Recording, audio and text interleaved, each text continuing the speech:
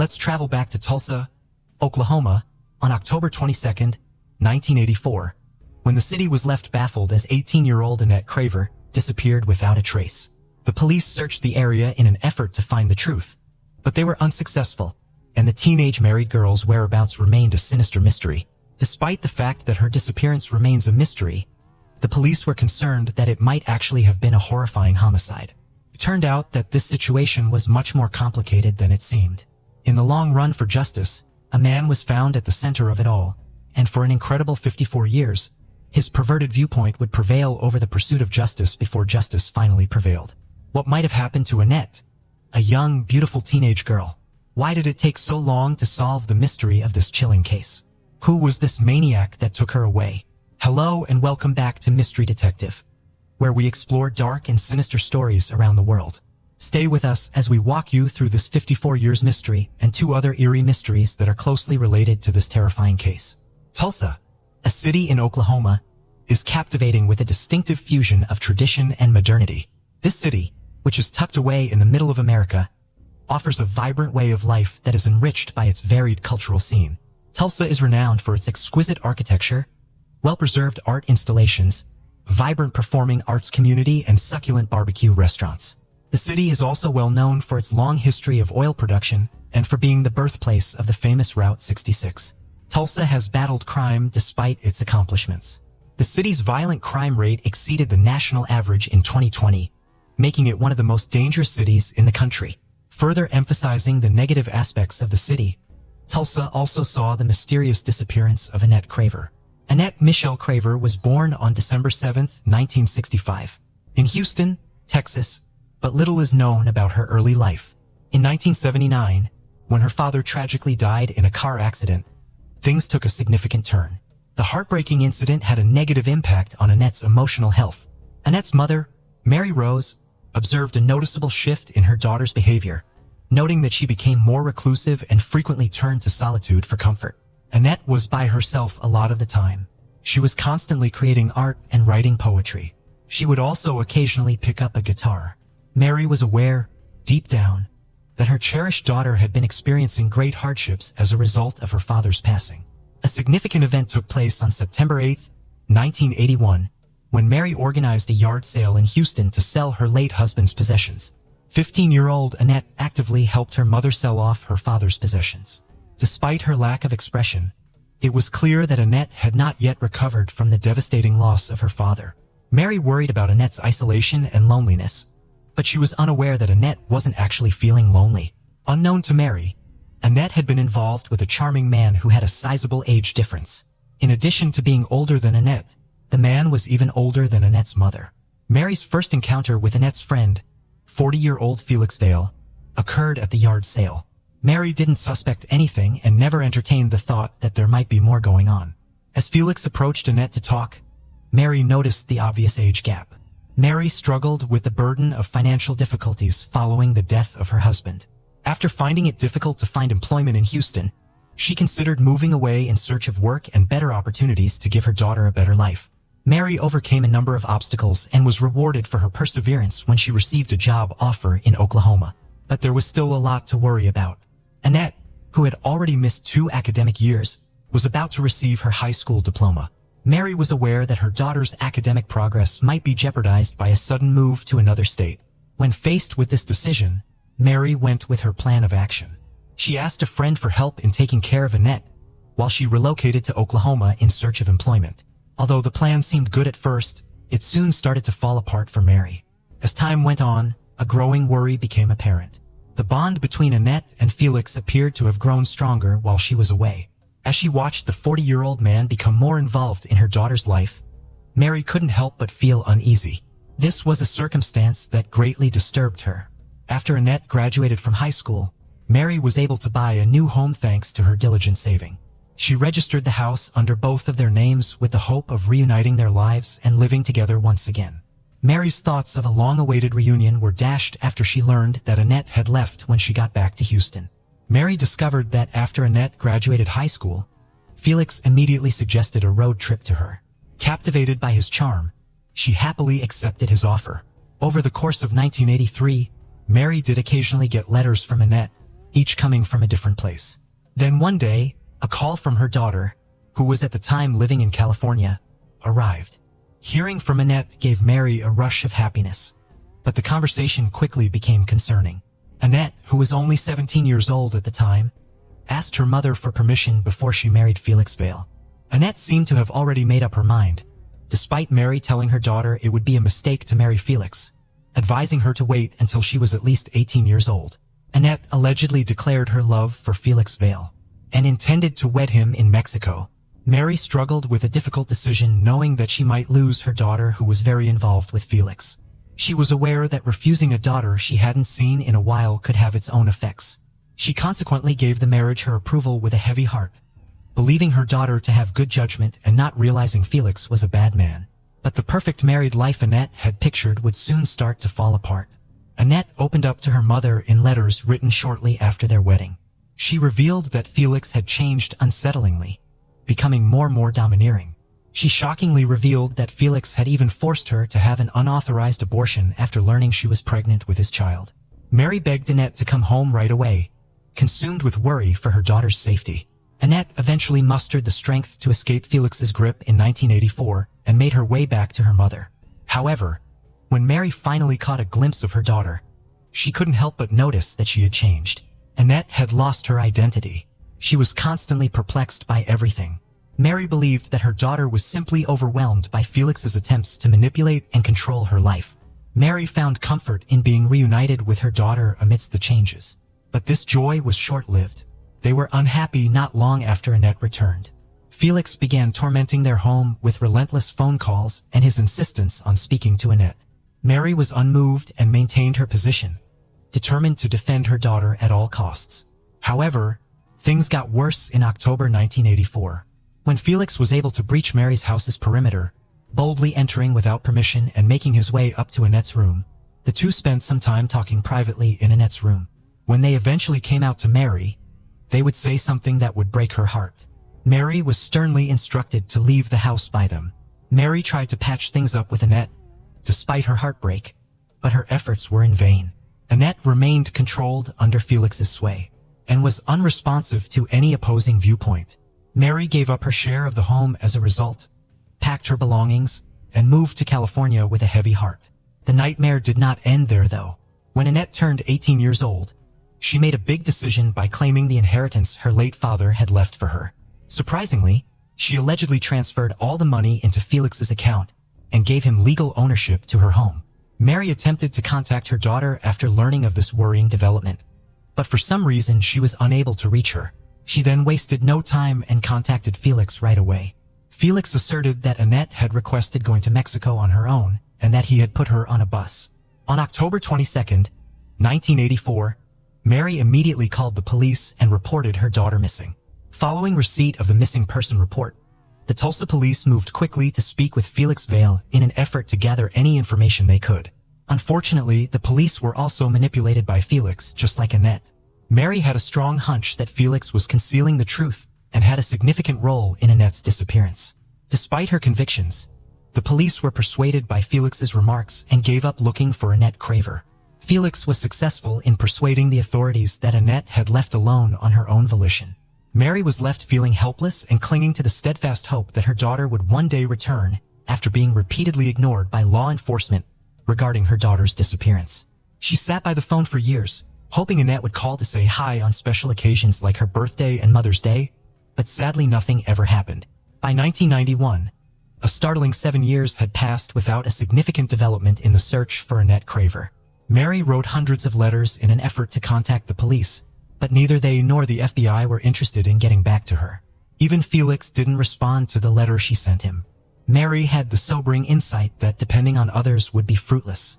She made the decision to conduct an independent investigation. Due to her tenacity, Mary initially tried to learn more about Felix using the developing internet's resources, because she was convinced he held the key to Annette's disappearance. However, there wasn't a lot of online information available in the 1990s. Mary's unwavering diligence allowed her to track down a single but crucial lead, which was Sue Jordan, Felix's sister.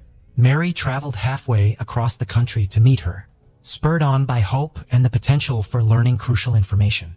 Mary was informed by Sue Jordan that Felix had a wife who had drowned.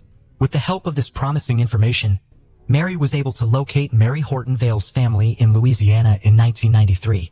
Mary Horton Vale was Felix's first wife.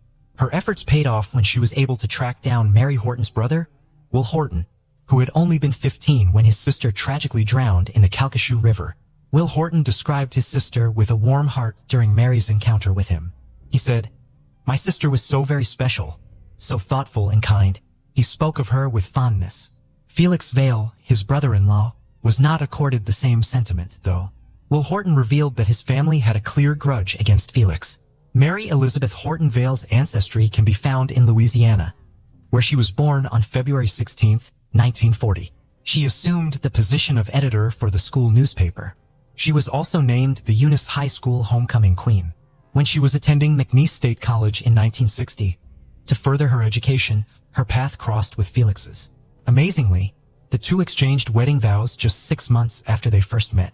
In 1961, their union produced a Bill Vale, their son, was welcomed into the world by Mary. Felix, however, acted otherwise. With the birth of their child, Felix's attitude changed noticeably. He began to treat his first wife with a controlling attitude, much like he did with Annette later. He even threatened her, telling her what would happen if she got pregnant again. Mary Elizabeth Horton Vale became pregnant once more the following year, despite Felix's warning. Felix was enraged by the news, driving her to seek safety from his fury. She and her son Bill fled to her mother's house out of fear of his wrath. Mary Horton considered divorcing Felix, but her mother advised her to go back and try to make amends with him. Mary's life tragically ended before they could settle anything. On October 28, 1962, Mary Horton and Felix Vale went fishing along the Calcasieu River. In an unfortunate turn of events, Mary drowned to death. Felix described what happened when he was questioned by the police. According to him, Mary allegedly drowned after she unintentionally fell off the boat. The Horton family remained dubious of this account and found it difficult to believe. Felix quickly rose as a top suspect in the investigation.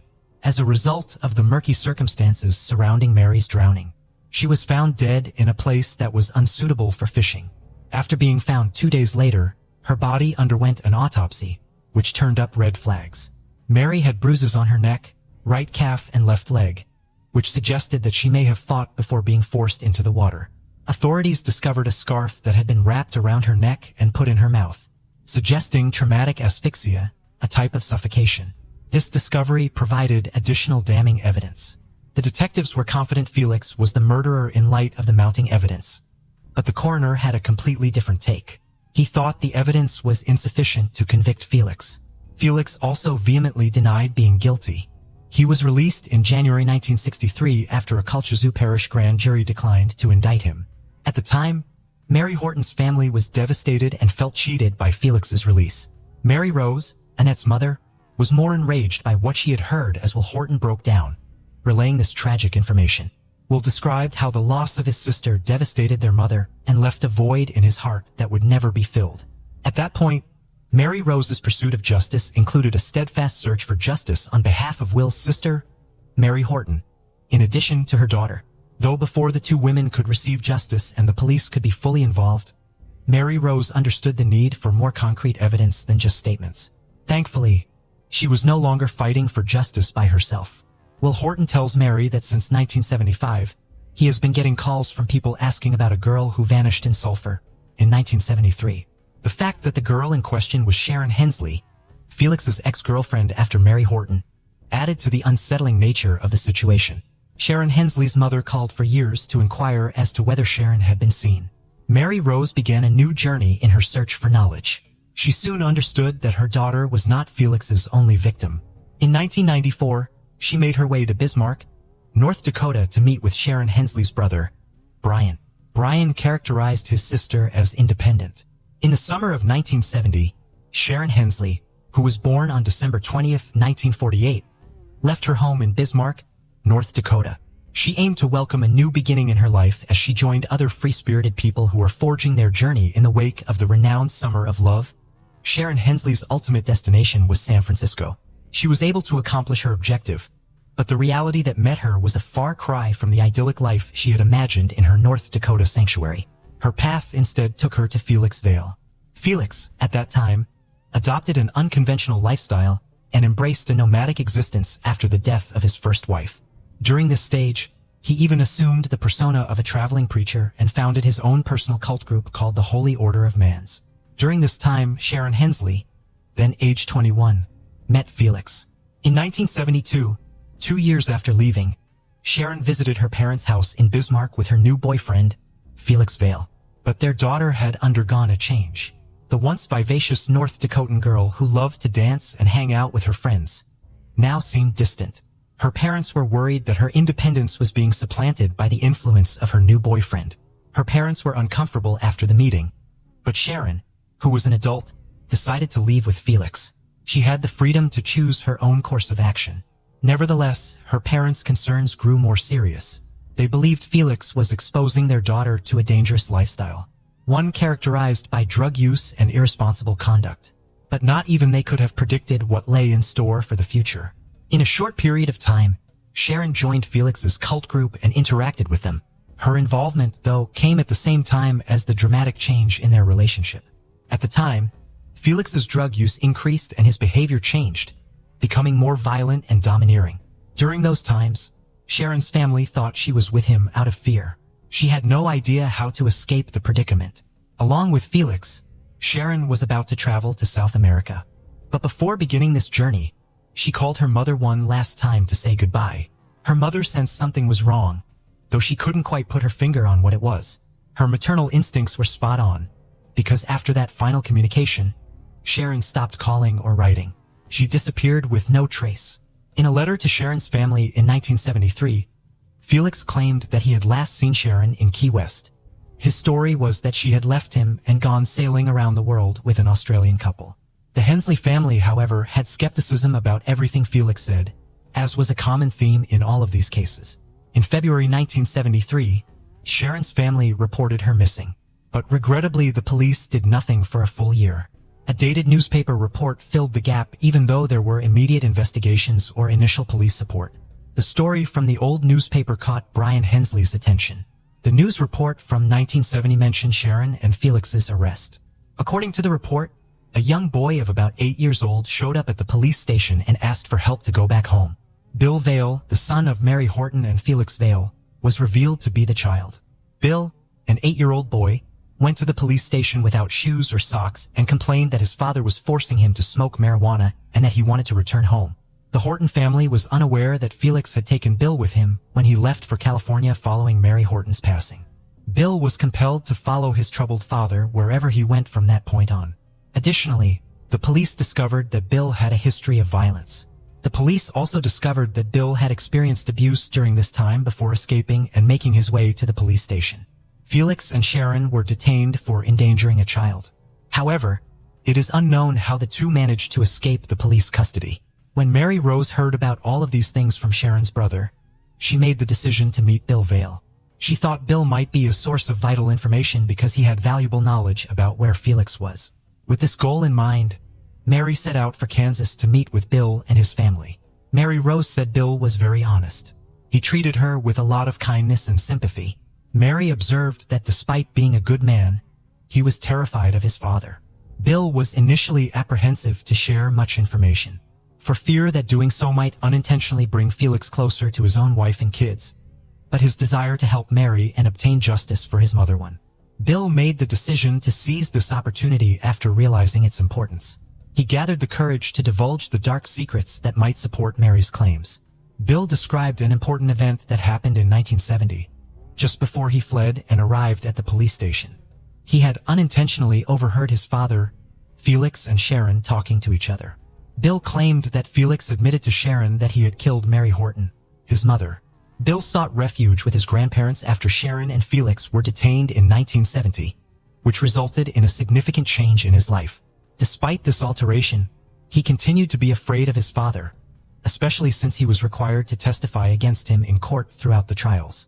This fear of his father's return increased his anxiety, and tragically Felix did return in 1975. Felix arrived at Bill's grandparents' house and asked to see his son. The fact that Sharon was no longer with Felix added to Bill's fear, which was already strong. When Bill inquired about Sharon, Felix responded that Sharon would never bother anyone again. Bill, who was only 13 years old, understood what he meant, but he had no way to put that knowledge to use. At the time, he was unable to speak to anyone about his father's sinister behavior. Bill struggled with the worry that if he shared these revelations, Felix might hurt his family. His desire for justice was stronger. Sadly, Bill's battle with cancer claimed his life in 2009, preventing him from seeing his mother's justice served. Bill, however, made sure to meticulously document his account of Felix's confession before he passed away. He asked the local preacher to write down his story so that the truth would be preserved for future generations. After a while, Mary Rose felt she had something important enough to ask the FBI to reopen the case. Although she was aware that there was no physical proof, she clung to the belief that the testimony of the Hortons, Sharon's brother, Felix's son, Bill and herself could possibly give her the evidence she needed to pursue justice for her daughter. Mary had the opportunity to speak with a special FBI agent who dealt with cold cases and serial killers. He accepted Mary's account and determined Felix was a serial killer. Tragically, the cold case department took the brunt of the budget cuts and the agent who had demonstrated support for Mary's cause was let go. Due to this unfortunate turn of events, Mary's quest for justice had no way to be furthered. She awoke to find herself exactly where she had started. Mary felt guilty for having inspired all the families to pursue justice. The families who trusted her, though, knew she wouldn't give up. Even though the conversation fizzled, Mary kept looking for someone to assess their situation. She simply felt a strong desire to put Felix behind bars. Over the course of nearly 30 years, Mary had been gradually worn down as a result of her resolve to fight for justice. While listening to the radio in June 2011, Mary heard about a detective who had solved 8 murder cases involving the infamous Burning, Mississippi murders, which were carried out by the Ku Klux Klan. Before he cracked them, these cases had remained unsolved for 50 years. The knowledge of this gave Mary the additional push she required. Mary immediately set out on a quest to find the investigator's contact information. Fortunately, she was able to find his phone number. Jerry Mitchell, a resident of Mississippi, was this person. Mary informed Jerry Mitchell about the cases and soon learned that Felix Vale had moved to Mississippi. As a result of this realization, Mary was faced with a decision she had to make. Mary Rose and Jerry Mitchell traveled through Mississippi in 2011 in order to reach the crucial spot where the criminal was. They arrived at a remote and desolate trailer park. Jerry wondered if Felix was watching them as they highlighted from their vehicle, but Mary didn't seem to care. She merely wished to put an end to Felix Vale's chapter. They noticed a broken window as they neared the trailer house. Mary crept through the window to enter the room in search of the truth without thinking twice about the danger. Jerry couldn't believe his eyes when she started throwing out machetes a short while later. Mary Rose and Jerry saw someone rushing in their direction as they looked around the house. But it wasn't Felix Vale. Rather was Kay Faulkner, his sister, who appeared to be upset at their sudden intrusion. However, when Kay found out why Mary and Jerry were there, her initial anger at their unforeseen presence quickly subsided. When Kay Faulkner was spoken to, she admitted that she thought her brother had murdered those women. Only one day into the investigation, Jerry Mitchell recognized the quick progress made and seized the opportunity. He started by speaking right away with Mary Rose, the Hensleys, and the Hortons. As a result of these testimonies from the victim's family, in 2015, the book titled Gone was published. This book painstakingly documented the family's experiences. It received numerous awards and a great deal of immediate acclaim. The FBI became aware of this book, and after carefully considering all the relevant information, they decided to reopen the investigation. Mary, who had struggled for a long time, at last felt true happiness. Mary Horton's case was given priority by the FBI after a careful review of all the information that was available, primarily because her death had been officially declared, unlike that of Sharon and Annette, whose bodies had never been found. The problem was that this case had been going on for more than 50 years, which had led to reports and data being lost over time. The FBI persisted in their search for a district attorney who would be willing to take on this challenging old case, and they eventually found the right candidate, Hugh Holland. After reviewing the case, Hugh Holland didn't waste any time in sending out a squad to raid Felix's house. Authorities discovered Felix Vale's nearly 2,500-page journal.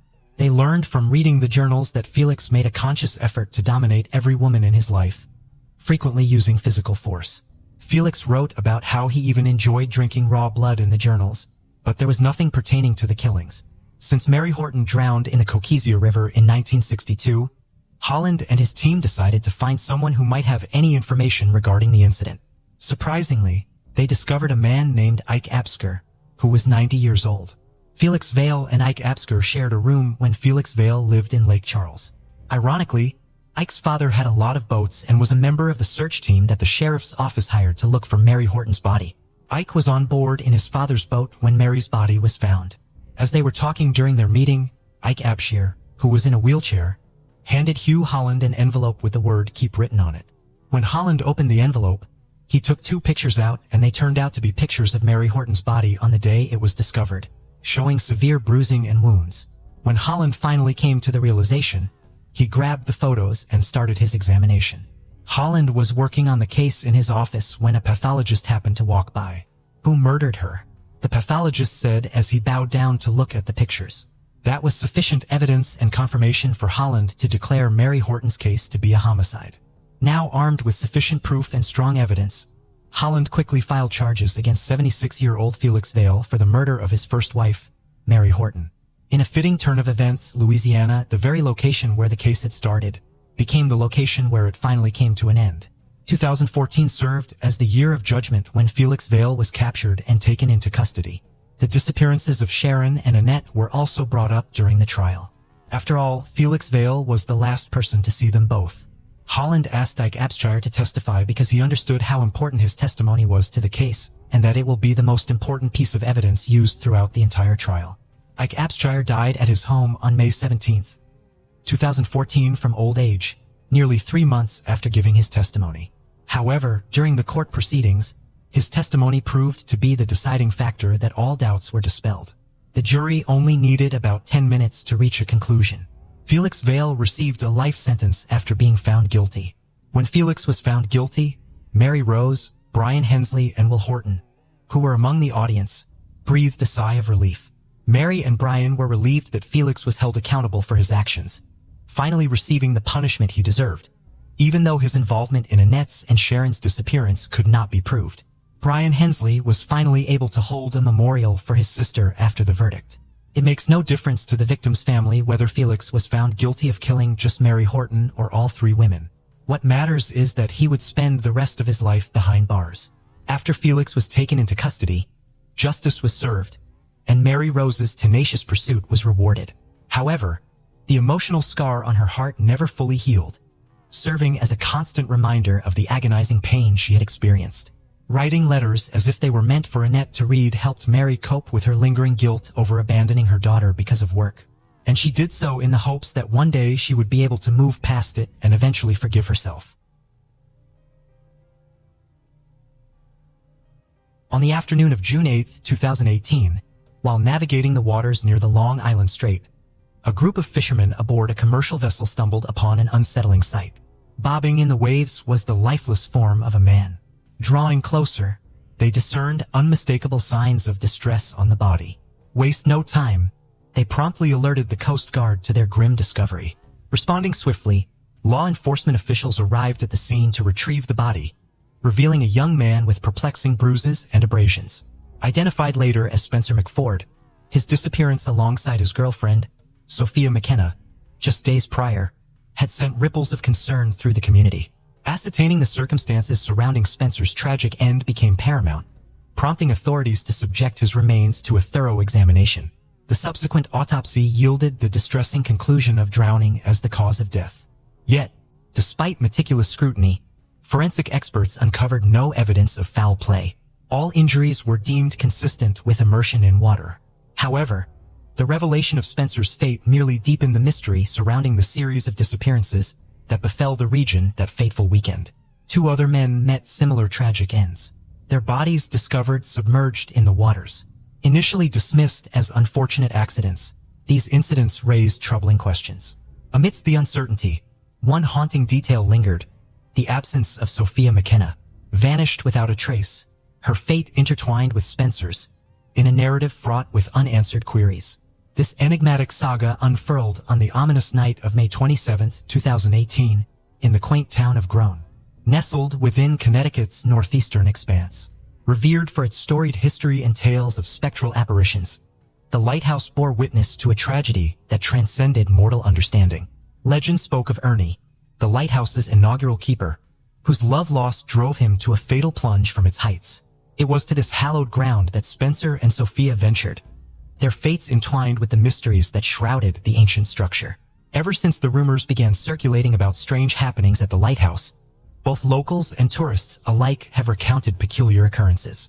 Reports range from doors and windows mysteriously opening to bedsheets slipping off beds without any logical explanation. Sailors have recounted tales of radios switching on autonomously, and ships inexplicably becoming unmoored from the shore. These stories have propelled the lighthouse into the spotlight, featuring prominently in numerous television programs dedicated to the paranormal. Despite the speculative nature of these claims, the allure of the lighthouse's enigmatic atmosphere continues to draw people in. Spencer and Sophia were no exception. They had harbored a long-standing desire to explore the mysteries of this iconic landmark. Setting out on the eve of Memorial Day, they embarked on an adventure that would soon take a troubling turn. On Saturday the 27th, Sophia's friend Austin attempted to reach her, only to be met with silence. Initially unconcerned, he assumed she was simply sleeping in. However, as hours passed without any response, worry crept in. Contacting Sophia's mother Michelle, Austin discovered a string of missed calls from an unfamiliar number on Michelle's phone. Upon attempting to return the calls, they reached Spencer's voicemail instead, sparking further concern. With anxiety mounting, Michelle and Austin sprang into action, scouring the area for any sign of their missing loved ones. Austin called local hospitals, while Michelle wasted no time in filing a missing persons report with the authorities. Meanwhile, Spencer's family shared in their apprehension, noting his absence from a family gathering and his failure to respond to their attempts at communication. Their search led them to Spencer's apartment, but it yielded no clues. Spencer's mother recalled their conversation at 10 p.m., hinting at his intentions to meet Sophia despite previous plans. As the pieces of the puzzle slowly fell into place, the mystery surrounding their disappearance deepened, leaving both families grasping for answers in the darkness. When Spencer bid her goodnight, realizing something had happened, prompting his family to alert the authorities around 6:30 p.m. regarding his and his girlfriend's sudden disappearance. Swiftly, the police initiated their search for the missing duo. Austin reached out to the sheriff, disclosing crucial information about Sophia and Spencer's whereabouts the prior night, admitting his consent for Sophia's visit there. He elaborated on discovering a Snapchat video posted by Sophia, capturing moments aboard a boat en route to the lighthouse. The footage depicted a jovial scene, with Spencer rowing towards the destination. Subsequently, Sophia uploaded the video playfully posing by the lighthouse's concrete barrier, embellished with a "Do Not Cross" sign. The events following this snapshot remain shrouded in mystery. Mere minutes after the upload, at 2:05 a.m., Spencer's phone initiated a series of calls to Michelle, Sophia's mother, persisting at intervals of 2.06, 2.08, and culminating at 2.09. Michelle, deep in slumber, missed all calls, with no voicemails or texts left, and no record of contact with emergency services. The visual evidence confirmed the couple's presence at the lighthouse, prompting the dispatch of 20 Coast Guard units. A coordinated effort ensued, with the Coast Guard, firefighters, and police scouring the area by air, sea, and land. The first significant discovery was Sophia's abandoned car on the university campus, accompanied by her cell phone. Simultaneously, the Coast Guard recovered Spencer's t-shirt, as seen in the video, hinting at its use for securing the boat. The search persisted relentlessly through the night and into the following day. As the storm rolled in, state authorities made the difficult decision to halt the search for the missing young couple, Spencer and Sophia, until new leads or signs surfaced.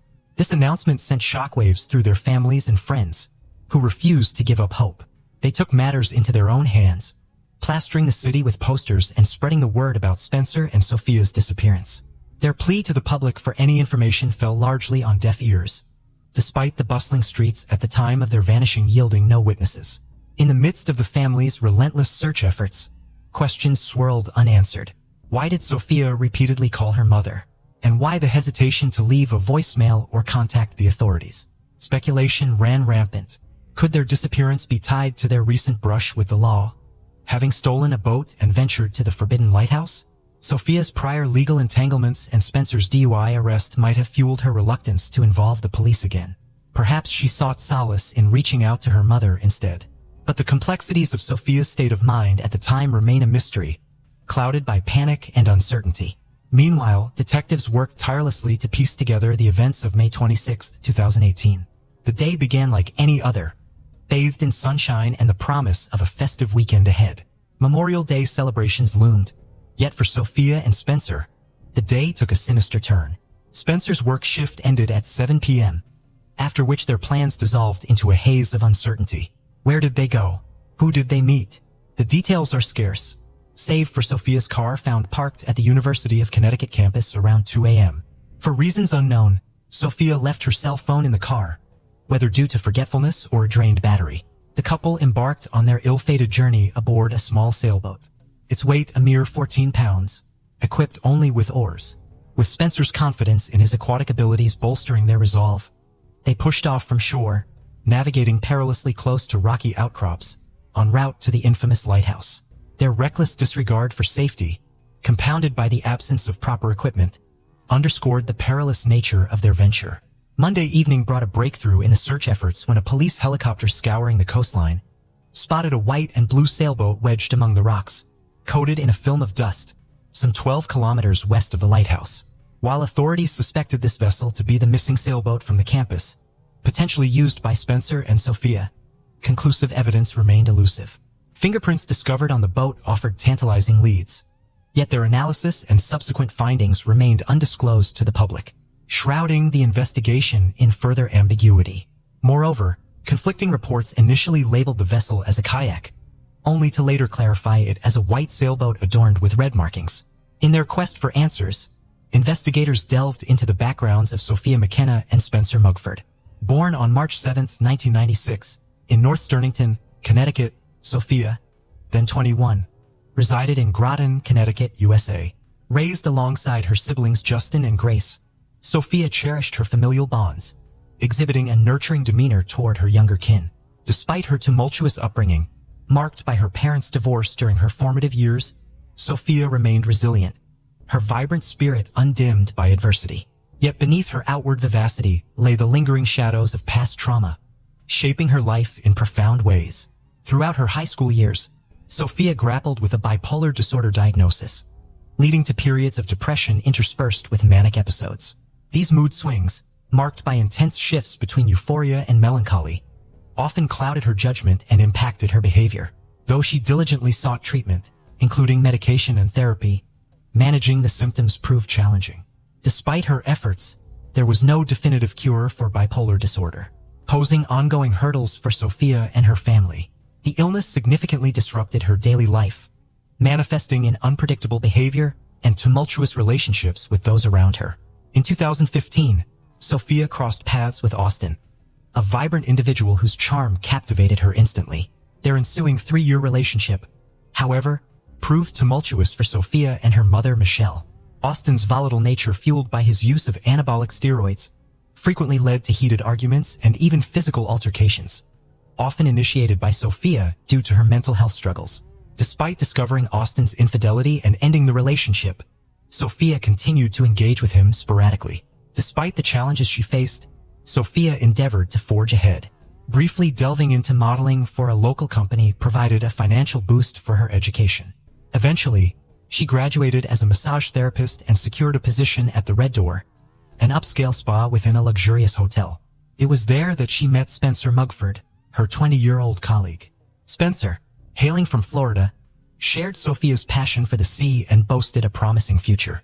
Despite their mutual interests and undeniable connection, their relationship faced opposition from their respective families due to the frequent turmoil surrounding them. Michelle, Sophia's mother, expressed deep concern for Sophia's well-being due to her frequent meetings with Austin and their regular alcohol consumption, which had become almost daily. Despite Sophia and Spencer deciding to remain friends after their relationship ended, the exact reason remains unclear, though Sophia may have rekindled things with Austin. Despite this, Sophia and Spencer continued spending a lot of time together, both at work and outside, including their last day together. After fishermen discovered Spencer's body following days of searching, his family published an obituary in local media. Sophia's family did the same, but continued searching, holding on to hope. They tried to recall the events leading to the disappearance, but no new information emerged. Uncertainty surrounded any additional calls from Spencer's phone beyond those to Michelle's number, as his phone was never recovered, and the police didn't release cell operator records. Cameras at the lighthouse and campus were reportedly out of order, providing no video recordings of the events. It was also revealed that the lighthouse wasn't checked despite the couple's disappearance. In July 2018, Sophia McKenna's close relatives established a Facebook page titled, "Searching for Sophia McKenna to maintain public awareness of the case." The page facilitated the sharing of information, brochures, and pleas for any relevant details from the public.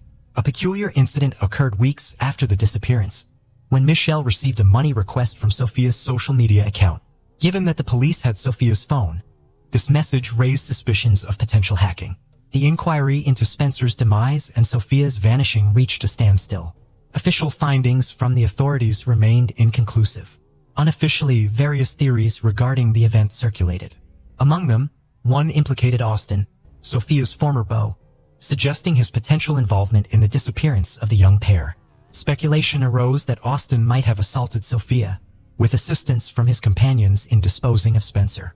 Their turbulent relationship, marked by frequent arguments and physical altercations, became a topic of public discourse. Michelle, Sophia's mother, bore witness to several of their conflicts. A month preceding the disappearance, significant turmoil erupted when Sophia uncovered Austin's infidelity on May 8, 2018, prompting the termination of their relationship. In what could have been an act of retribution or a fresh start, Sophia embarked on a relationship with another individual, bringing him to her residence. Austin, incensed, hurried to her abode, where neighbors observed him vehemently banging and kicking the door, hurling invectives at Sophia. After approximately 15 minutes of silence, assuming Austin had departed, Sophia opened the door, only to find him still there, attempting to force his way in. Fortunately, Sophia managed to swiftly shut the door.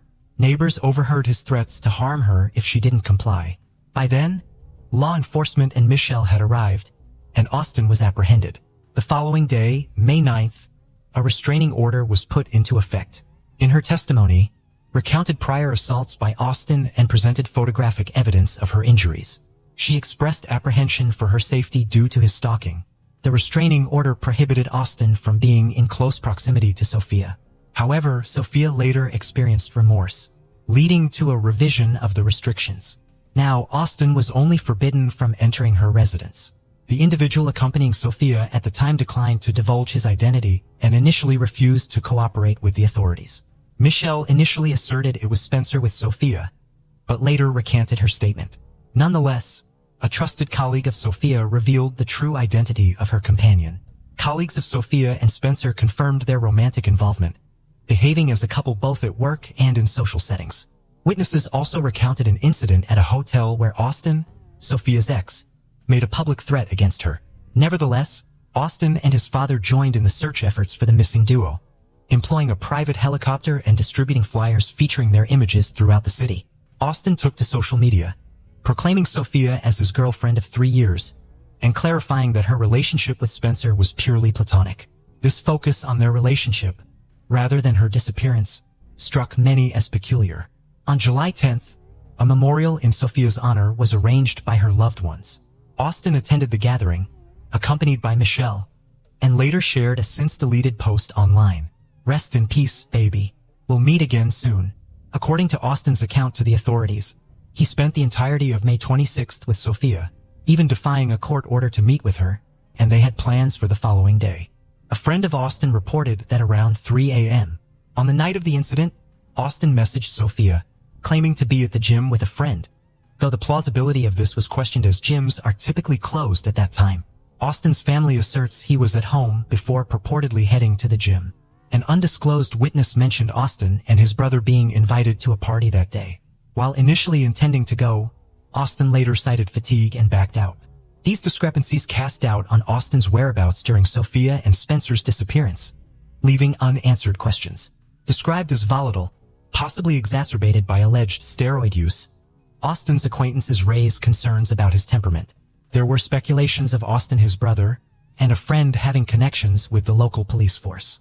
Additionally, rumors circulated about a family member of Austin being married to the police chief overseeing Sophia's case, with allegations of police misconduct against him. However, the credibility of these assertions, provided by a friend of Austin with a criminal history, remains dubious. Following the dissemination of a video on Sophia by a YouTube channel focused on Long Island disappearances, Austin swiftly purged all images of them together from his social media accounts. This action spurred bewilderment, particularly given Sophia's unresolved status. One conjecture posits that Austin sought to sidestep entanglements by showcasing a new romantic interest, although the wholesale eradication of Sophia-related content seemed peculiar. Moreover, Austin's dwindling involvement in the search mere days after Sophia's vanishing raised eyebrows. During interactions with investigators, he exuded a demeanor of tranquility, displaying no overt distress over the absence of a close acquaintance. However, such behavior alone does not warrant accusations against Austin, as individuals vary in their responses to stress. One line of thought proposes that Sophia met with foul play to prevent her testimony in a domestic violence case involving Austin. Her absence of testimony ultimately led to the dismissal of the case, mirroring events from the summer of 2018. Notably, Austin is not formally implicated in this speculation. It remains conjectural while the investigation persists.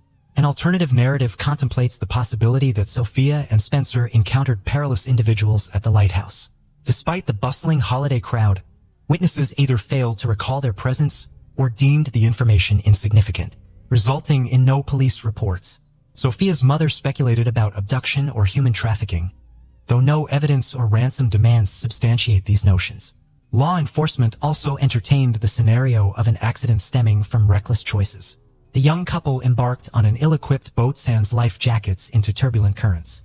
Upon reaching the lighthouse, they secured the boat with Spencer's t-shirt, documented their visit, only to realize the boat had drifted away, banking on Spencer's swimming proficiency. Spencer's misjudgment of the water's coldness might have been critical. The obscurity, often altering perceptions of distance, possibly misled him into believing the boat was nearer. Exhausted from his day's labor and the swim to the lighthouse, Spencer faced the peril of drowning.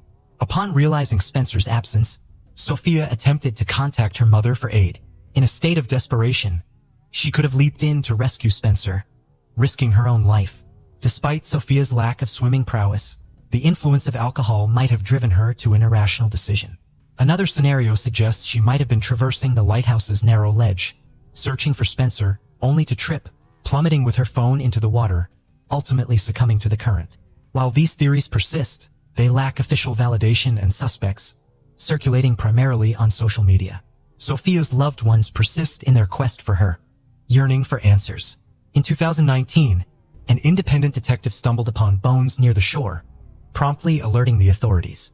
Regrettably, the bones were dismissed as animal remains upon police inspection, foregoing forensic analysis due to cost constraints.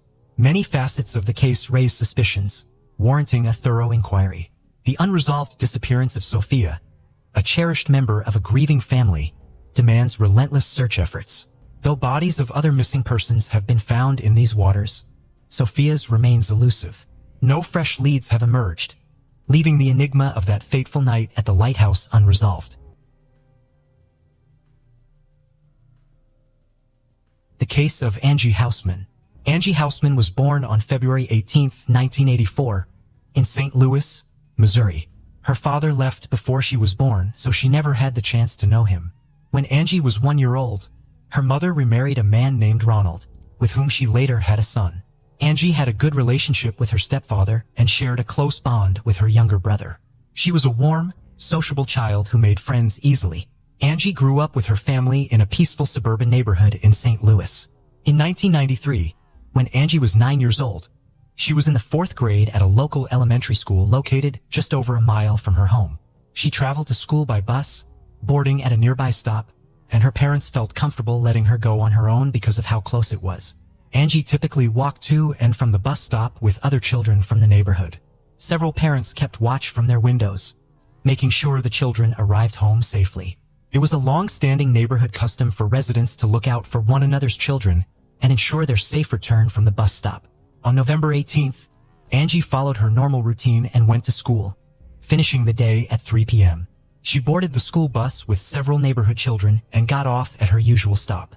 Because the other kids lived closer to the stop, they continued ahead, leaving Angie to walk the short remaining distance home by herself.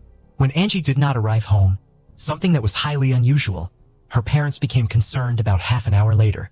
They decided to retrace Angie's regular route from the house to the bus stop in hopes of finding her. Along the way, they spoke with other students from her school, who confirmed that Angie had gotten off the bus with them and was heading toward her home. They also questioned neighbors who typically watched over the children, but those neighbors had been occupied that day and had not noticed anything out of the ordinary. Despite searching the area with the help of friends, Angie's parents were unable to locate her. As night fell, Angie's parents contacted the police for help. Officers quickly began searching for her. Given the cold weather, it seemed unlikely that Angie had simply wandered off, leading investigators to suspect that something more serious may have occurred. Their concern was intensified by a recent kidnapping attempt in the neighborhood involving an 11-year-old girl just 10 days earlier. In that incident, a man had approached the girl as she stepped off her school bus and attempted to pull her into nearby bushes, but she managed to escape. Since the suspect had not yet been caught, police considered the possibility that he could be connected to Angie's disappearance. Police brought in trained scent tracking dogs, which picked up Angie's trail near the bus stop. The dogs followed the scent for roughly halfway to her home before losing it. This led investigators to believe that Angie may have entered a vehicle at that point, raising serious concerns that she had been abducted. Authorities also deployed helicopters equipped with specialized sensors to search the area and check the banks of a nearby stream close to Angie's home. Despite these efforts, neither Angie nor any of her belongings were found. The initial day of searching for Angie produced no results, leading police to seek help from the media. News of her disappearance quickly spread across the city, resulting in more than 300 calls to the police department within the first 24 hours. To manage the influx of tips, over 20 additional officers were assigned to the case. Despite the extensive response, none of the leads resulted in finding Angie. Detectives examined every possible angle, and early in the investigation, Angie's stepfather came under scrutiny. He denied any involvement in her disappearance, insisting that he would never harm her. In an effort to clear his name, he agreed to undergo a polygraph test and other evaluations, urging investigators to concentrate on finding Angie rather than focusing on him. The investigation also uncovered Angie's biological father, who had never had direct contact with his daughter. However, Angie's mother reported that he had been seen driving past their home on several occasions, watching Angie play outside. While this behavior raised concerns among detectives, the man was able to provide a solid alibi that was verified. On the third day after Angie went missing, the FBI joined the local police in the investigation, prompting even more officers to be assigned to the case. By that point, it had become clear to everyone involved that something terrible had likely happened to Angie, as the freezing temperatures made it improbable that she could have survived on her own. A new lead soon emerged when a witness reported seeing a suspicious man slowly driving a blue sedan through Angie's neighborhood. The description closely matched that provided by a young girl who had narrowly escaped an abduction attempt just 10 days before Angie disappeared. Police produced a composite sketch of the suspect and released it to the media. Thousands of flyers featuring the sketch were distributed by volunteers, but despite the widespread exposure, the man's identity remained unknown. As the case gained national attention, it was covered on television, attracting even more leads. The police carefully examined each new lead, but none of them led to Angie's discovery. The case also drew in psychics. They began calling Angie's home to share their alleged visions. One psychic claimed that Angie was alive and even provided a specific location where she was being held, a large national park 25 miles from her home. However, the detectives did not give any credence to these claims. A reward of $10,000 was offered to anyone who could provide information about Angie's disappearance, which led to a large number of tips being submitted. During the investigation, detectives discovered a concerning detail. Angie had told her teacher a few days before she vanished that she planned to go on a nature trip with her uncle. However, Angie's parents were unaware of any uncle, and it seemed Angie had fabricated this story. This led investigators to consider the possibility that Angie might have known her abductor beforehand and referred to them as her uncle. Unfortunately, the conversation with her teacher did not provide any information about this mysterious individual. The investigation stalled, with no progress made in the following days. On November 27th, 9 days after Angie's disappearance, an important development in the case occurred. A hunter contacted the police, reporting that he had found a body in the woods of a national park. Upon arriving at the scene, police were met with a disturbing sight.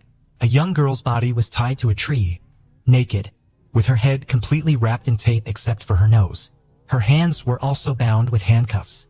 Near where the body was found, they found a bag containing personal items, which were quickly identified as Angie's. Among the belongings were notebooks with her name. After being transferred to the medical examiner, a detailed examination of the body revealed additional shocking facts. The removal of tape from her head uncovered a piece of underwear lodged in her mouth. The autopsy results indicated that Angie's death had occurred only a few hours before the body was discovered. This suggested she was held captive for 9 days, only to be left to freeze to death at the scene. Experts further determined that Angie suffered numerous injuries and had been sexually assaulted during her ordeal. Forensic analysts carefully inspected every piece of evidence collected from the crime scene and identified a fingerprint on the tape used to wrap Angie's head. They cross-referenced this evidence against potential suspects in their database, but unfortunately, this led to no new leads.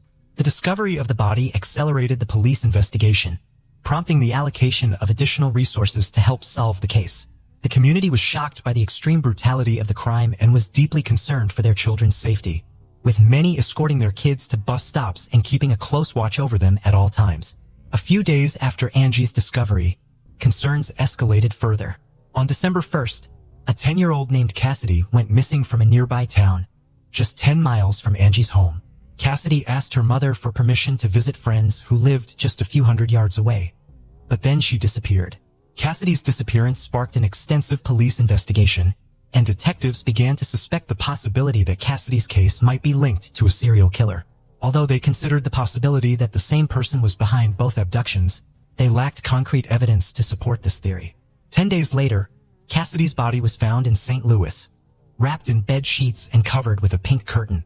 The cause of death was severe head injuries. Despite efforts, detectives couldn't find any leads to the killer. Furthermore, they started questioning whether the same person was responsible for both Angie's and Cassidy's deaths. Detectives suspected they might be dealing with two different killers due to the distinct characteristics of the crimes. Around the same time, they identified a 37-year-old man named Gary as a potential suspect. Gary had previously attempted to abduct a girl just before Angie went missing and regularly traveled to St. Louis for work. The man was initially investigated for potential involvement in the murders of Angie and Cassidy, but he had an alibi for the time of their disappearances.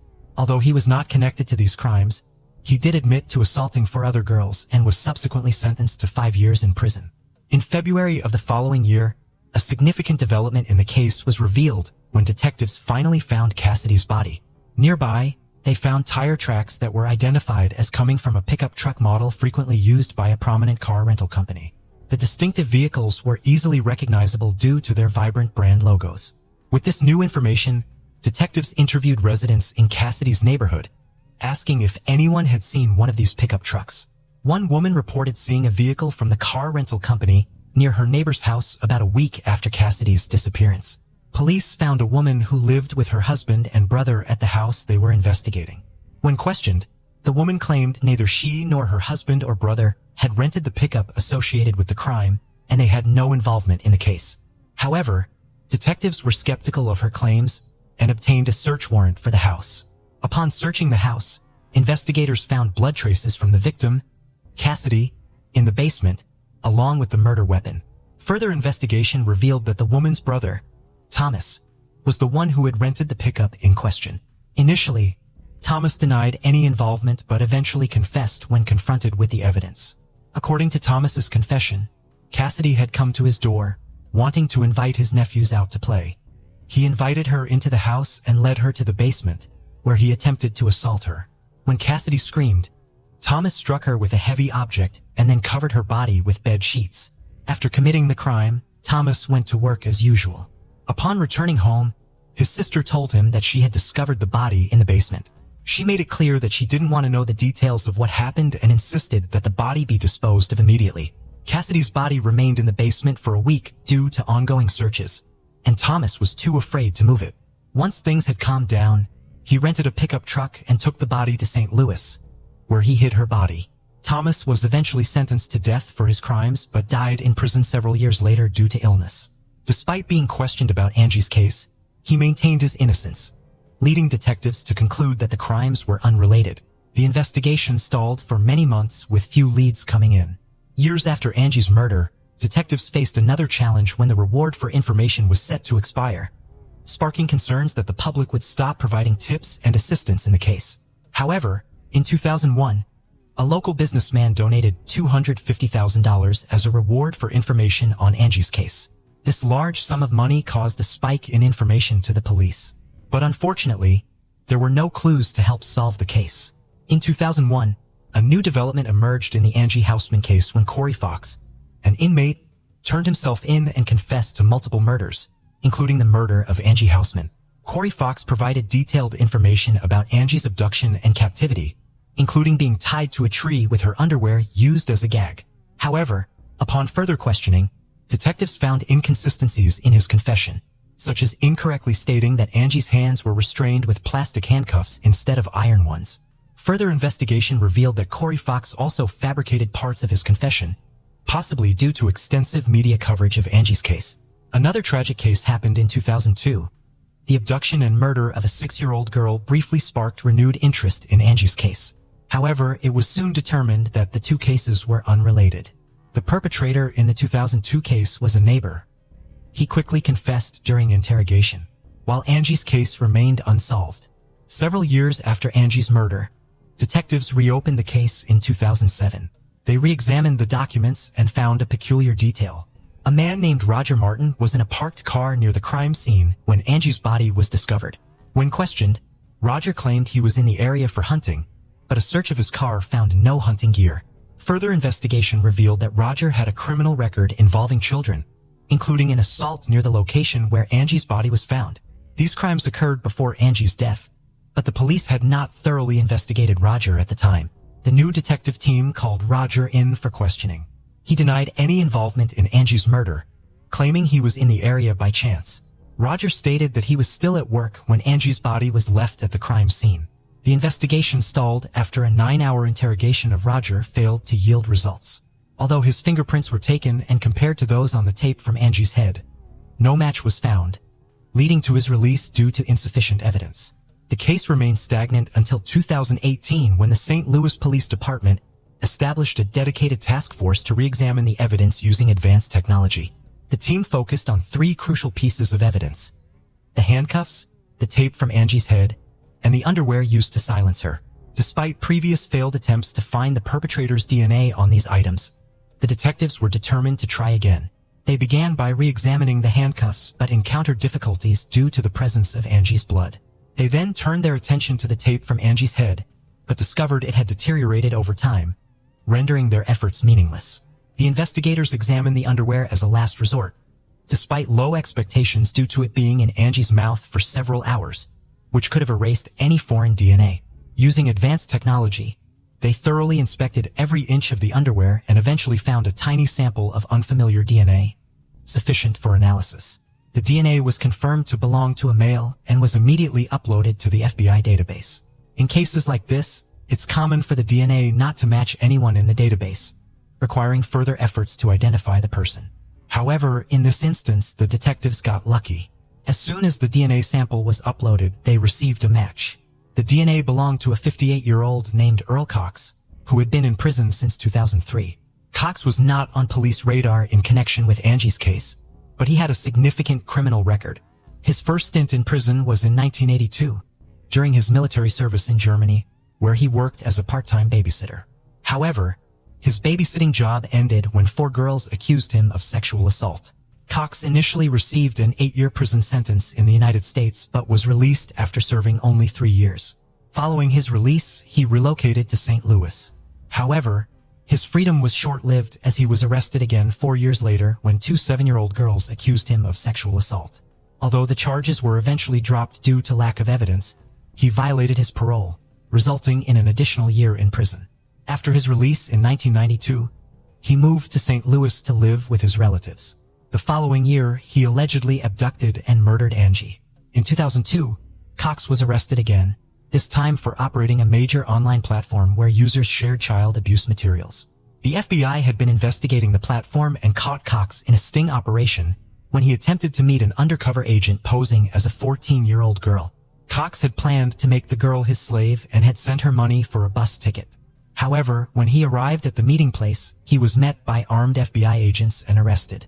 A search of his computer revealed over 45,000 images of child abuse, as well as evidence that he was the mastermind behind the online platform. This led to the arrest of 60 more individuals associated with the site, marking one of the largest operations against pedophiles in the country. In 2003, Cox was sentenced to 10 years in prison. However, when his term ended, a judge used a legal loophole to keep him detained, citing him as a serious threat to children. He remained in prison until 2019, when his DNA sample matched the DNA sample from Angie's case. Detectives visited Cox in prison to discuss the match, but he denied any involvement and requested a lawyer. Given the strong DNA evidence against him, the police knew Cox's chances of winning in court were slim. Instead of pursuing a trial, investigators contacted Cox's lawyer with a proposal. In exchange for Cox's confession to Angie's murder, the prosecution would drop the death penalty and seek a life sentence instead. Aware of the strong evidence against him, Cox agreed to the deal. Detectives returned to the prison to hear Cox's account of the events. Although some parts of his story seemed unlikely, the crucial aspect for investigators was his admission to the murder. Cox claimed that on November 18, 1993, he was driving near his mother's and sister's neighborhood when his car broke down in the middle of the road. When he tried to examine the car, a school bus stopped and several children got off. The children went into their homes except for one girl, Angie. According to Cox, Angie approached him and they briefly talked. He noticed she was cold, so he offered her a ride in his car, which she allegedly accepted. Cox then took Angie to Burger King to eat and later brought her to his home, where he claimed to have sexually assaulted her over several days. Eventually, Cox decided to get rid of Angie, taking her to the location where her body would later be found. He tied her to a tree, claiming she was still alive at that moment. Detectives were skeptical about certain parts of Cox's story. Angie was unlikely to get into a car with a stranger, given the short distance to her home. The investigators also questioned the car breakdown in Cox's story. He claimed the car stalled, but it started again when Angie approached. It's more likely that the perpetrator targeted Angie and decided to abduct her. This hypothesis seems more plausible than Cox's account. The detectives got what they needed: a confession to the murder. In August 2020, Cox was sentenced to life in prison without parole. Unfortunately, Angie's mother didn't live to see justice served. She died of cancer in 2016. Angie's stepfather, Ronald, told reporters that Cox was responsible for his wife's death and should have been tried for 2 murders. A woman's life was forever changed after the loss of her daughter. She lost all interest in life and eventually passed away. Cox's story, however, took a different turn. The prosecutor reopened a case involving the sexual abuse of 2 7-year-old girls, for which Cox had previously received a lenient sentence of 1 year in prison for violating his parole. The police reached out to one of Cox's victims, now an adult, and asked her to testify against him. Cox ultimately admitted to his crimes and was given an additional 10-year prison sentence. In court, his victim spoke out, saying that despite Cox's terrible actions, she would go on to live a happy and fulfilling life, while Cox would spend the rest of his life in prison. Before Paul met Joanne, he had been in serious relationships with women more than once. For example, in 1993, during his university years, he was with Carrie Thompson. Although he didn't stay with her for long, this relationship revealed his violent tendencies. Carrie told the police about how Paul could switch during an argument and become aggressive, beating the walls and holding Carrie by force. This was just the beginning. In 1999, Jenny Mary Clark appeared in his life. They wasted no time, and just 2 weeks after meeting, the wedding bells were already ringing. However, their marriage began with a real nightmare. On their wedding night, Paul attacked Jenny, and this was not a one-off incident. He continued to beat her and even strangled her into unconsciousness. Investigators claimed that this abusive behavior was repeated with Joanne. Despite this situation, Paul and Jenny decided to have a baby. Their daughter, Chloe, was born in 2000, and they divorced shortly after. When Chloe was 5 years old, Jenny met Joanne and immediately realized that Joanne was too naive for such a rude man and would face a tough battle with Paul. In 2002, he broke up with Jenny and began dating Joanne Nelson. Katie, Joanne's sister, said that Joanne most likely did not know about his criminal history. Otherwise, she would not have continued the relationship or wanted children with him. Their story began on the streets where Paul worked as a security guard in bars and clubs.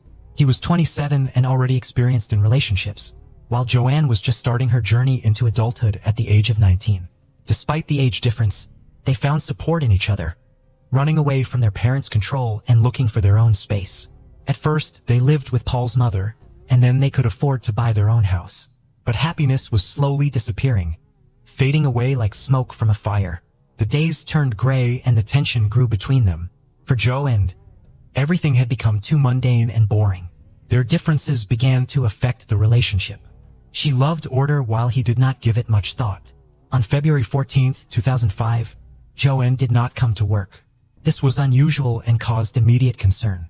As the investigation revealed more and more information, the previously quiet and peaceful town was overtaken by a wave of shocking lies and deception. Joanne Nelson, a cheerful and bright young woman, always put the happiness of her loved ones above her own. As a child, she lived with her parents in the town of Hull, also known as Kingston upon Hull, on the east coast of Yorkshire, England.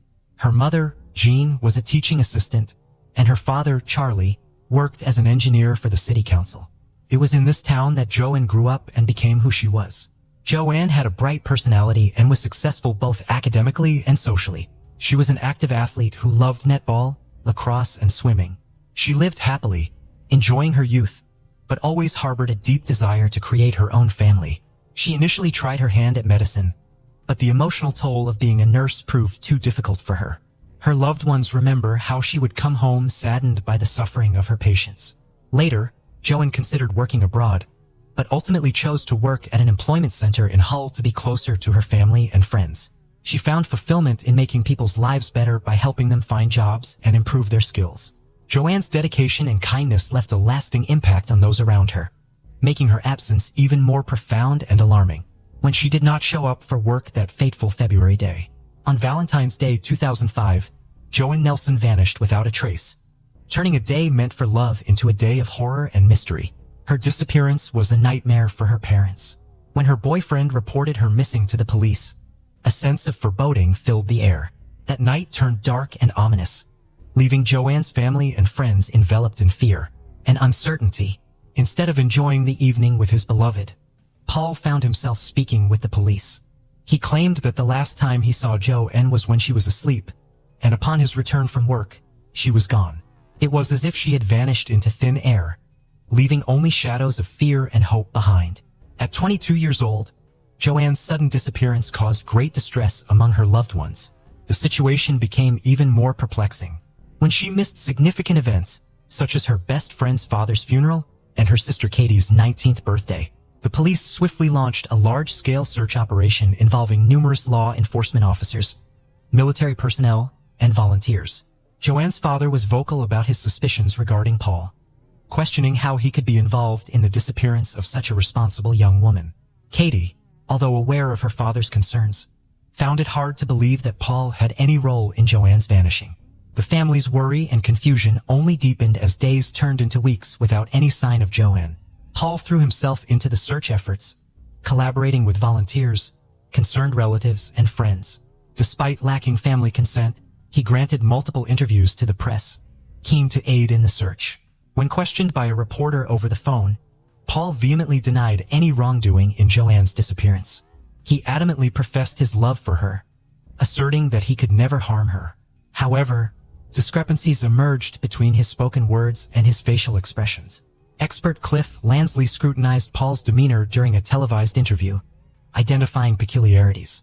Notably, Paul failed to close his eyes while discussing Joanne, an anomaly for someone grappling with grief. Moreover, he displayed no signs of tears, raising suspicions. Further scrutiny came from Ray Higgins, the head of the investigation team at Humberside Police. Higgins reported observing nail marks on the back of Paul's hand, leading authorities to consider his potential involvement in Joanne's disappearance or death. Eventually, Paul's mother, unable to bear the emotional turmoil any longer, divulged crucial information about Paul's actions to the authorities, potentially shedding light on Joanne's fate. Upon learning of the accusations, Paul didn't attempt to refute his culpability. Just 6 days after Joanne's disappearance, he found himself in police custody. During a grueling interrogation, the truth emerged. On that fateful Valentine's Day in 2005, Paul committed the unthinkable act of ending Joanne's life in their own home. Paul recounted a tumultuous argument that escalated to irreparable heights. Joanne's constant criticism, particularly regarding household chores, served as the catalyst. According to Paul, Joanne's request for help with the washing machine triggered his anger and shame at his perceived inadequacy. Matters worsened when Joanne declared her intention to leave him and demanded the sale of their home for 110,000 euros, further fueling Paul's rage. In a fit of fury, Paul confessed to the police, admitting to strangling Joanne with his bare hands. Subsequently, he displayed chilling composure as he meticulously orchestrated the aftermath, intending to conceal his heinous deed. He craftily devised a plan, seeking to fabricate Joanne's sudden disappearance.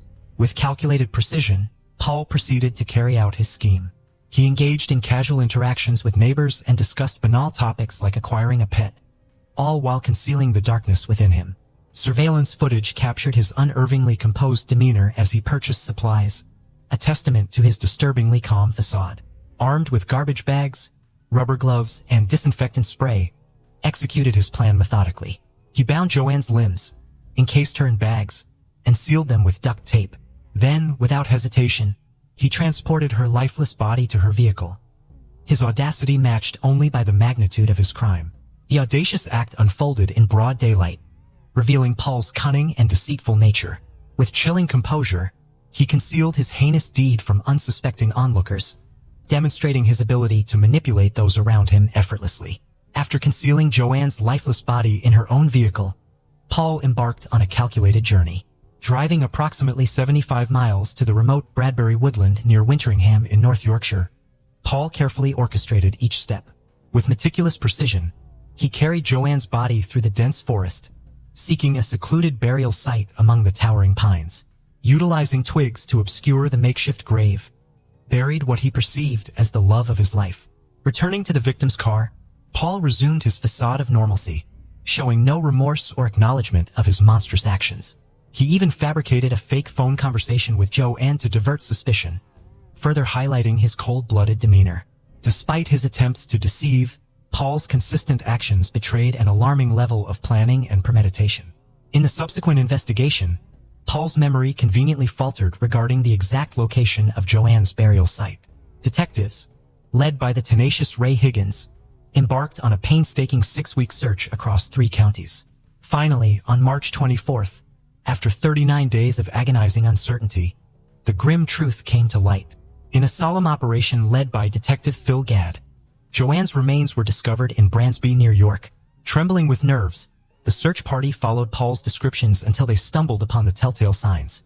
A garbage bag concealed beneath branches. Within it lay the heartbreaking evidence.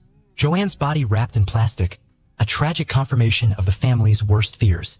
March 24th marked the end of a harrowing ordeal for Joanne's family, bringing closure to their anguished search while cementing the grim reality they had dreaded all along. Paul's facade of strength hid a dark history of sexual violence against women, a chilling truth kept hidden from Joanne's family and the public until the trial. During his time working as a security guard at the club, he ominously referred to himself as a psychopath, sending shivers down the spines of those who knew him. Witnesses familiar with Paul from the gym recounted instances where he instigated fights in clubs and bars, painting a disturbing picture of his character. As the trial unfolded, more unsettling details emerged. It was revealed that Paul had been experimenting with steroids in a misguided attempt to sculpt his physique into that of a bodybuilder. His friends disclosed that he had battled alcoholism in the past, and his violent outbursts were likely exacerbated by his steroid use. Paul's educational background provided little insight into the darkness lurking beneath his seemingly ordinary facade. He attended Sydney Smith School before enrolling at Howell College, where he successfully completed a program in constructional engineering. Despite his academic achievements, Paul's journey took a sinister turn when he pursued a degree in horticulture at Bishop Burton College, completing it at the tender age of 17. These revelations painted a chilling portrait of a man whose outward appearance belied the deep-seated demons lurking within. Paul's transformation from a seemingly ordinary student to a perpetrator of unspeakable violence left Joanne's family and the community reeling, grappling with the horrifying reality of the darkness that dwelled within him. Paul's journey through life took him from Saudi Arabia to Somerton Road, where he worked diligently in various industries alongside his father, Peter Dyson. Together, they navigated the maintenance industry, honed their gardening skills, and delved into the intricacies of machining. Paul's employment history painted a picture of a young man eager to carve out his path in the world of work. However, behind the veneer of normalcy lurked a disturbing truth. At the tender age of 15, Paul's life took a dark turn when he crossed paths with Colin Allen, a martial arts expert with whom he formed an unlikely bond. It was to Colin that Paul confessed to a heinous crime, a confession that ultimately led to his arrest. Paul's acquaintances shed light on his complex character. While some saw him as charming and attractive to women, others witnessed a more troubling side to his personality. He often leveraged his position as a security guard to forge connections with women from higher social echelons, revealing a distorted perception of himself and his interactions. Colleagues and relatives offered contrasting portraits of Paul, depicting him as both outspoken and boastful about his athletic prowess, yet also capable of making disturbing statements. Shockingly, Paul's family recounted instances where he proudly boasted about his father's involvement in the deaths of 2 individuals. This seemingly incredulous claim, however, proved to be rooted in reality. Paul's father, Peter Dyson, had indeed served time in prison for the manslaughter of 22-year-old John Dickinson, a man with whom his wife had been unfaithful. The tragic events of 1967 cast a shadow over Paul's upbringing, exposing him to the grim realities of life and death at a young age. Through Paul's tumultuous journey, a complex and unsettling portrait emerged, revealing the interplay between family history, personal choices, and the darkest depths of human nature. In 1974, a mere 2 days after Paul entered the world, tragedy struck with haunting consequences. Peter Dyson, his father, found himself entangled in a fatal accident. Behind the wheel, he collided with 47-year-old Gordon Kell, who was returning home after jubilantly celebrating a silver wedding anniversary. In a chilling turn of events, Peter fled the scene, leaving Gordon to perish on the roadside. Despite the gravity of the situation, Paul idolized his father, viewing him through a lens of admiration and heroism. The untimely demise of Peter in 2000, succumbing to a heart attack in the midst of their life in Saudi Arabia, left an indelible mark on Paul's psyche. It cast a shadow over his existence, shaping the trajectory of his fate in ways both profound and ominous. As the trial unfolded on November 7, 2005, a hushed courtroom bore witness to a startling revelation. Paul, in a dramatic turn of events, stunned onlookers by entering a guilty plea. Joanne's family, bracing themselves for a protracted and grueling legal battle, found themselves thrust into a realm of disbelief and uncertainty. In a moment of collective astonishment, they whispered affirmations as Paul's admission reverberated through the chamber. Throughout the proceedings, Paul maintained a stoic demeanor, his gaze fixed straight ahead or cast downward, deliberately avoiding the piercing stares of Joanne's grieving loved ones and the scrutiny of law enforcement. Not a flicker of emotion crossed his impassive countenance, not even during the formal announcement of the charges against him. His lawyer, Harry Barrell, stood before the court, acknowledging the gravity of the situation. With unwavering resolve, he conceded that there could be no excuse for the heinous act perpetrated by his client. In the wake of Paul's shocking confession, a pall of solemnity descended upon the courtroom, marking the beginning of a harrowing journey toward justice and closure. On Tuesday, November 8th, nearly 10 months after the tragic murder, Paul received his sentence, life imprisonment with a minimum term of 16 years. Remarkably, just 14 years later, in November 2019, at the age of 45, Paul found himself transferred to an open prison and recommended for day release. The parole board cited Paul's active engagement in self-awareness programs and successful completion of an intensive interpersonal relationship improvement program. Recalling the day of Joanne's disappearance, Katie was struck by Paul's behavior. She now regrets offering him comfort when he appeared at her doorstep. Later, when Paul wandered off, Katie, consumed by worry, searched for him. Finding him at the bus stop, she squeezed his hands in an attempt to provide support as he sat there, overcome with emotion. She even embraced him, hoping to offer solace. Reflecting on the moment, admitted she hadn't initially noticed the scratches on his arm. But upon later reflection, she couldn't forgive herself for missing them. The easing of Paul's detention conditions and the prospect of day release stirred deep emotional turmoil within Joanne's family. Katie, speaking to the media, expressed their sense of loss and confusion in the face of this news. Paul's impending release dredged up painful memories of Joanne's untimely death, leaving the family grappling with a sense of injustice, despite their belief that Paul didn't deserve such leniency for his heinous actions. Morgan Nick was born on September 12, 1988 in the small town of Ozark, Arkansas. Shortly after her birth, her parents welcomed a son and a year later, another daughter. Morgan had a wonderful relationship with her younger siblings. They could spend hours playing together and the little ones admired her in every way. When she was just starting to learn how to read, Morgan would practice with children's books, reading bedtime stories to her brother. She was also an animal lover from a young age, and would often tell her parents that she wanted to be a veterinarian when she grew up. In elementary school, joined the Girl Scouts where she had fun making crafts, going on nature trips, and just enjoying time with the other girls. When Morgan was 6, her parents decided to get a divorce, but the kids still got to spend lots of time with their dad. In early summer of 1995, a family friend invited Morgan's mom to a Little League baseball game in a nearby town called Alma. At first, she thought about declining. After all, it was a Friday evening and the stadium was nearly 30 miles away. But in the end, she decided to go and take Morgan along, figuring it might be a fun way to spend time together. On the evening of June 9th, Morgan's mom left the younger kids with their grandmother and headed to the stadium. Although it was a small venue, about 300 people had shown up for the game, including parents and other kids. She found her friends and they settled in to watch the game. But it didn't take long for Morgan to get bored. After a while, she noticed 2 kids she knew, and they invited her to come play and catch fireflies near the stadium. At first, her mom was hesitant to let her go. It was already getting dark and they were visiting the town for the first time, so she was worried that something could happen to her. But her friends reassured her that their kids played near the stadium all the time and there was nothing to worry about. Reluctantly, she let Morgan go, and the girl ran off with the other kids. They stopped by a small hill, still within her mom's sight, and she kept an eye on Morgan every now and then. About 15 minutes later, the baseball game ended, and the players started heading toward the bleachers to meet their parents. Morgan's mom looked away for just a few seconds, but when she glanced back, her daughter was already gone. The 2 kids she'd been playing with were walking towards the bleachers, and Morgan wasn't with them. The woman approached the kids and asked if they had seen her daughter. They explained that before heading back to the stadium, they had stopped to shake the sand out of their shoes after playing. They went over to a car in the parking lot, leaned on it and emptied their shoes with Morgan standing behind the car while they were at the front. Once they were done, they started walking back to the stadium, but Morgan was nowhere to be seen. Her friends assumed she had just stayed near the car to wait for her mom, so they didn't think much of it and went on their way.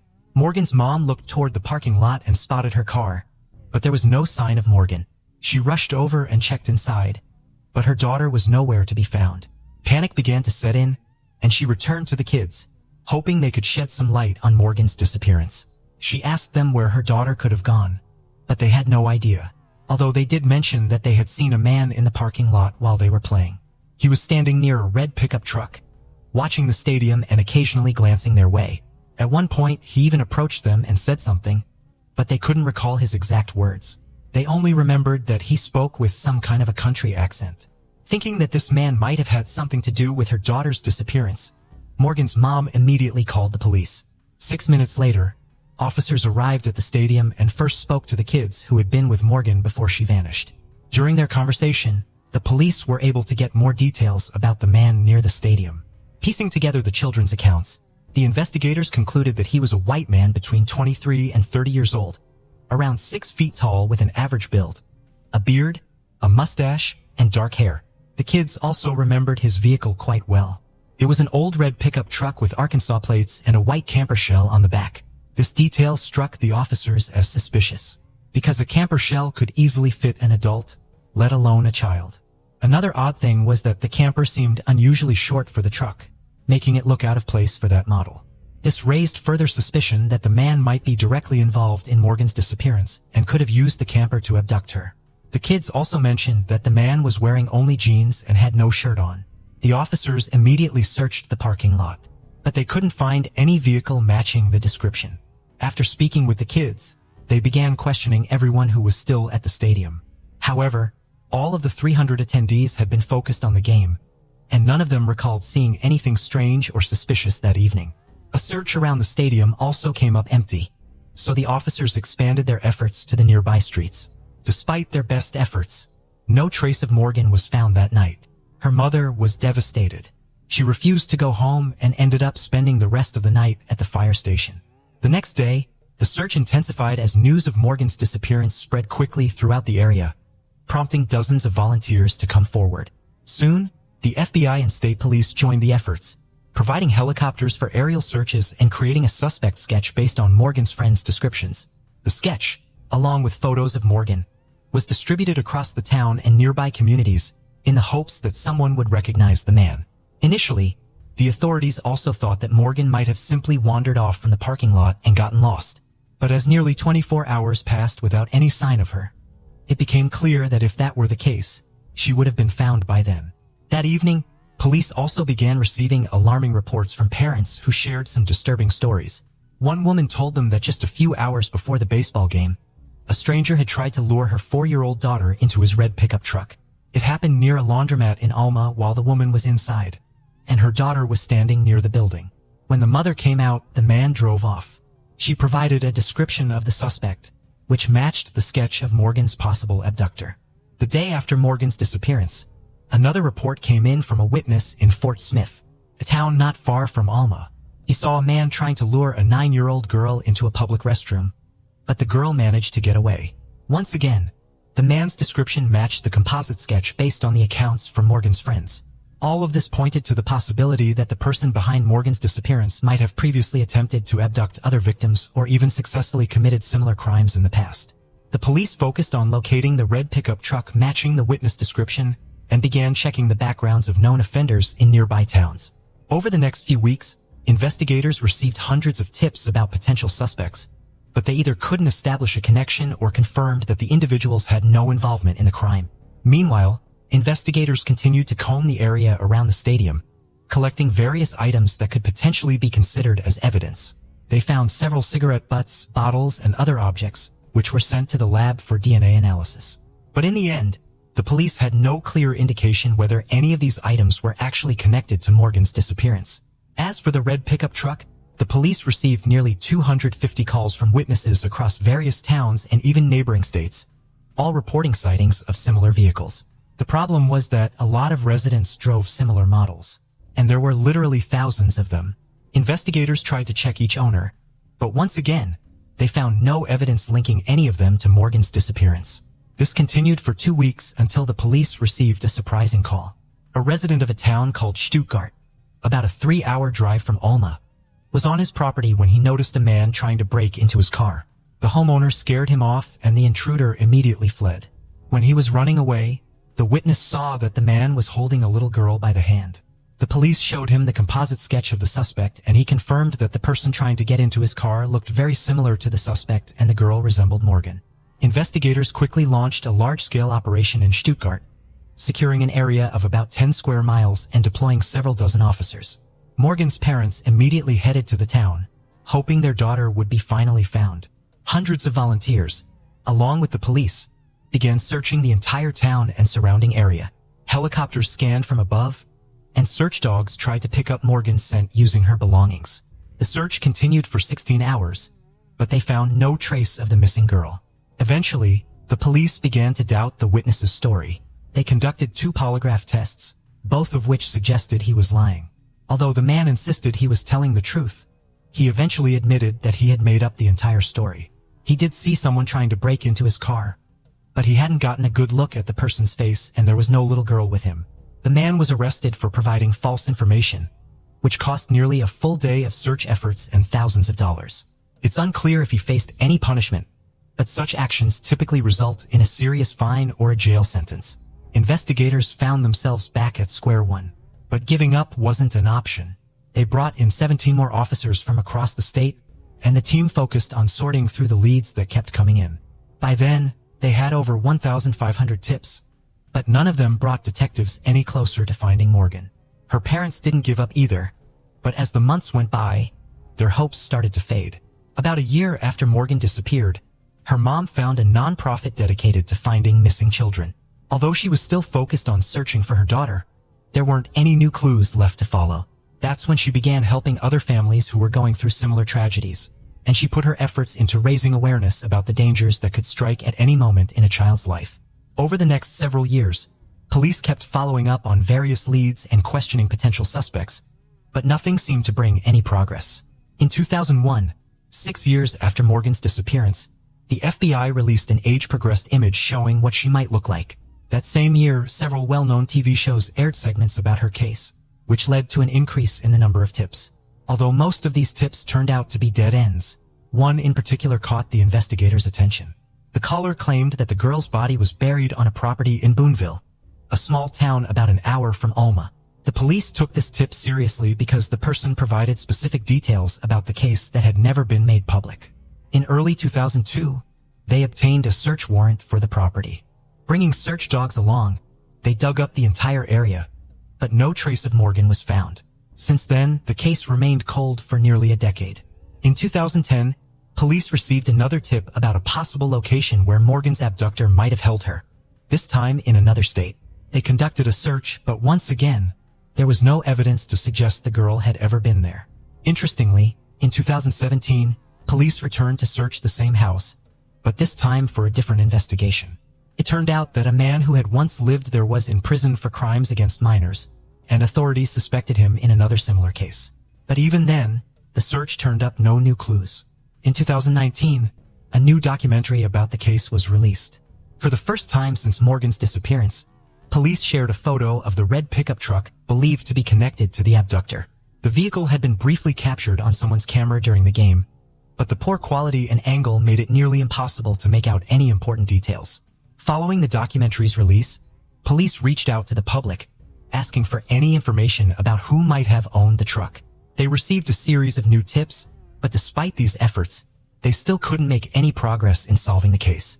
This continued until 2021, when investigators finally named their main suspect in the case. The man was Billy Lynx, who had come to the police's attention in the early weeks of Morgan's disappearance. Lynx had a criminal record for offenses against minors, and he owned a similar red pickup truck. However, in 1995, police could not establish any connection between him and Morgan's disappearance, even after searching his truck. During his questioning, they felt that Billy was being honest about his innocence. He was also significantly older than 30, while detectives relied on Morgan's friends' accounts that described the abductor as being younger. Now, nearly 30 years later, detectives began to look at him again. This time, they hoped that modern DNA analysis tools could uncover any traces of Morgan's presence in his vehicle. But there were some issues. Billy had passed away in 2000 while serving time for an attempted abduction. Just 2 months after Morgan's disappearance, he tried to lure another girl into his car while she was standing outside a store. Her mother scared him off and reported the incident to the police, leading to his arrest. At that time, he was 70 years old, and he died of natural causes 5 years later while still in prison. Another complication was that police had no idea where Billy's pickup truck was, or if it even still existed after nearly 3 decades. The investigators focused on tracking down the pickup truck, and after some time, they managed to trace its chain of ownership since Billy's arrest. To the surprise of the detectives, they actually found the truck. It was still running, and the current owner agreed to let the police examine it. Initially, the detectives didn't get their hopes up too high, since any DNA evidence could have easily been erased or degraded over the years. But surprisingly, forensic experts found a few hairs in the truck bed that seemed to match Morgan's hair. The samples were sent to a Texas lab, equipped with the latest DNA analysis technology for a closer look. It took 8 months, but finally there was a breakthrough. They managed to extract a DNA sample from the hair and compared it to Morgan's mother's DNA. The results indicated a close genetic match in the first degree of relation. In other words, the hair likely belonged to one of her children or siblings. Morgan's mother stated that she had never heard of Billy Lynx and had never met him in her life. Detectives also knew that no one else from Morgan's immediate family could have been in that truck, which meant that the little girl herself must have been there. On October 1st, 2024, the police held a press conference to announce that Billy Lynx was now officially considered responsible for Morgan's abduction, and they had no doubt about his involvement. Unfortunately, no one believes that Morgan could still be alive nearly 29 years after her disappearance. Investigators suspect that Billy killed her in the first few days after the abduction, but where he hid her remains is still unknown. Even though the case is considered essentially solved, the police have declared that they will continue searching for her remains. Still, without a confession from Billy, this task seems nearly impossible. Detectives are also going to look into Billy's possible involvement in other cases. Considering that he had attempted at least a few kidnappings shortly after Morgan's disappearance, the police suspect that there could be many more crimes in his past. At the time of Morgan's abduction, he was already 70 years old, and it seems likely that he had a long history of such offenses. Plus, he had served in the military during World War II, giving him certain skills that may have been used in his crimes. It's worth noting that Morgan's disappearance became one of the most well-known crimes in all of Arkansas. Authorities even decided to rename the Amber Alert system to Morgan Alert in her memory. As for her mother, she continues to help other children and families through her non-profit organization. This work has been her way of coping with the loss of her daughter. Though deep down, she still holds on to a small hope that Morgan might somehow be alive. Nestled in the heart of Texas, Beaumont is a vibrant city that possesses its own unique charm. Situated along the banks of the powerful Neches River, this city is home to a diverse population and exudes energy and intrigue. With a population of over 118,000 residents, Beaumont strikes a perfect balance between a close-knit community and the bustling atmosphere of urban life. The streets tell a story of history, adorned with magnificent architecture that adds to the city's character. Beaumont's cultural heritage runs deep, resonating through its art, music, and culinary offerings. However, amidst the vibrancy of the city, a chilling tale unfolded involving a woman named Mary Edwards. Mary Catherine Edwards, a name that echoed through the halls of Price Elementary School, was more than just a teacher. Born on July 9, 1963, to Mary and Edwards and Alum Caswell Edwards, her journey began in a different era, in a world that eagerly awaited her arrival. From a young age, Mary displayed an exceptional intellect and a passion for nurturing young minds, leading her to pursue a career in education. In 1992, she became a teacher at Price Elementary School in Beaumont, Texas. Her positive presence and enthusiastic approach engaged her students, leaving a lasting impact on their lives and encouraging them to embrace the joy of learning. Beyond her professional life, Mary's personal story unfolded within the close-knit community of Beaumont.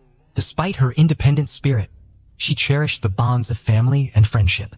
Residing in her new townhouse on Park Meadow Street, Mary embraced the solitude and freedom it provided.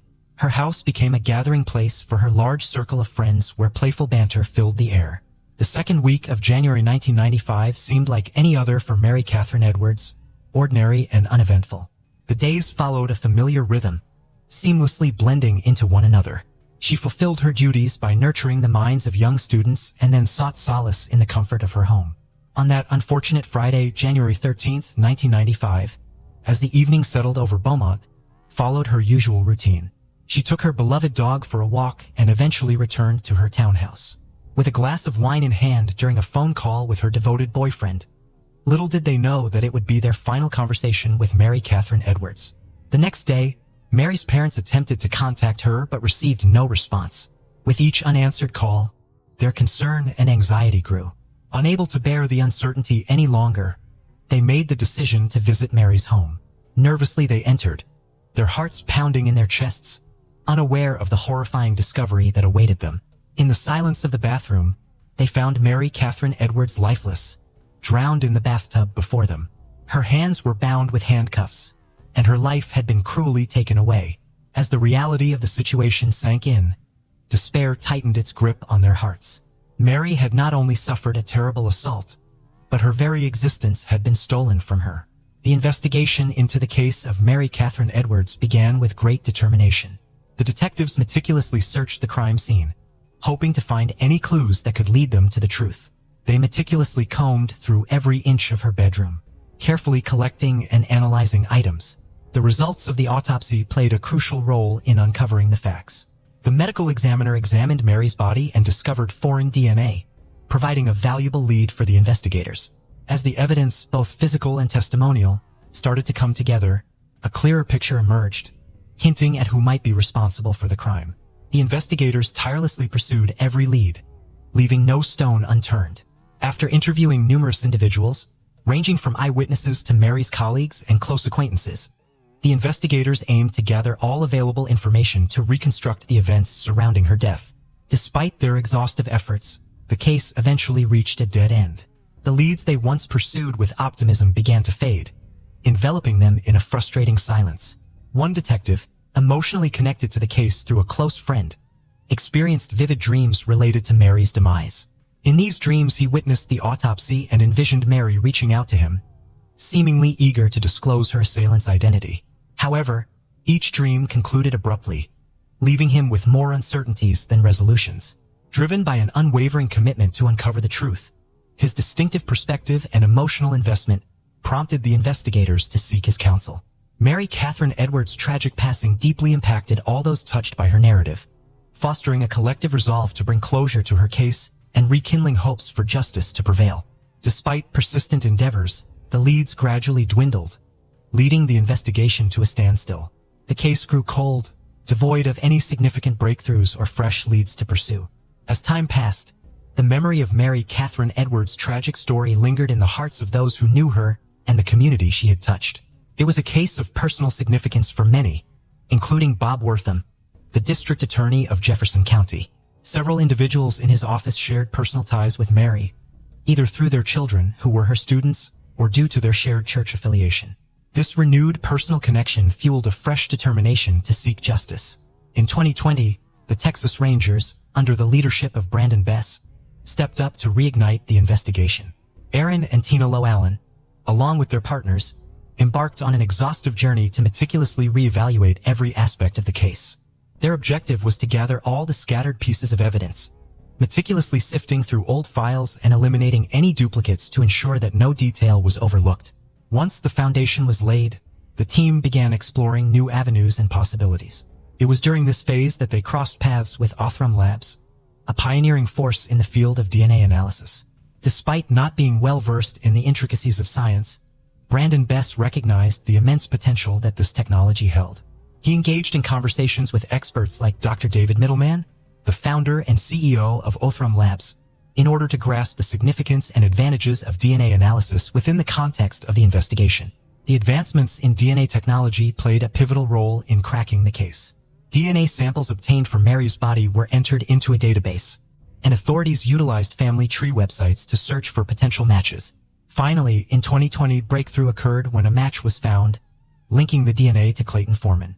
This long-awaited breakthrough injected new life into the investigation and paved the way for justice to be served. Detective Aaron Llewellyn, who also served as a Federal Bureau of Investigation agent, played a crucial role in the case. Recognizing the need for additional support, Llewellyn reached out to his partners at the Federal Bureau of Investigation in Ohio. The team collaborated and coordinated their efforts to collect discarded DNA from the suspect, necessitating a trip to Ohio. After thorough preparations and discussions with their Ohio counterparts, the team successfully arranged for an interview with the suspect. Astonishingly, he agreed to speak with them. However, this encounter proved to be a turning point in the investigation. Following the interview, he was promptly arrested on a murder warrant issued in Texas. Finally, wheels of justice were set in motion. The significance of DNA evidence in this case cannot be overstated.